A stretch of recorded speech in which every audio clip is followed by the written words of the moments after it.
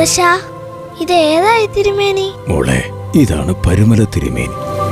വർഷങ്ങൾക്ക് മുമ്പ് ഇവിടെ ഉണ്ടായിരുന്ന ഒരു വലിയ വിശുദ്ധനാണ് അദ്ദേഹം. ഈ തിരുമേനെ കാണാൻ എന്തിനാ ഇത്ര ആൾക്കാർ വരുന്നേ? അതോ, പണ്ട് ഈ നാട്ടിൽ ഒരു മാരക രോഗം പിടിപെട്ടു. അതുമൂലം ഒരുപാട് ആൾക്കാർ മരണപ്പെടുകയും ഒറ്റപ്പെടുകയും ചെയ്തു. അവരിലേക്കൊരു ദൈവദൂതനെ പോലെ തിരുമേനി കടന്നു ചെല്ലുകയും പ്രാർത്ഥനയിലൂടെ രോഗം സൗഖ്യപ്പെടുത്തുകയും ചെയ്തു. യാമങ്ങൾ തോറും പ്രാർത്ഥനയെ പ്രണയിച്ചോരിതുപോലൊരു ജന്മമുണ്ടോ?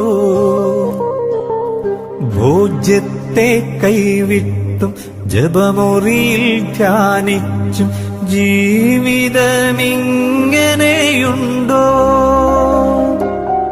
കണ്ണീരിൽ മുങ്ങുമ്പോൾ കഥനത്തിൽ താഴുമ്പോൾ സഖിയായി ഞാനാരെ തിരയും?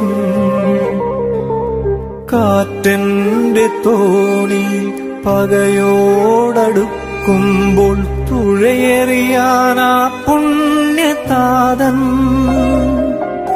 ഇതെത്രയോ ഭാഗ്യം, എത്രയോ യോഗ്യം, മലങ്കരയുടെ മായാത്ത പുണ്യം. കഥയല്ലിതു പതികന്റെ വ്യഥമാറിയ ചരിതം.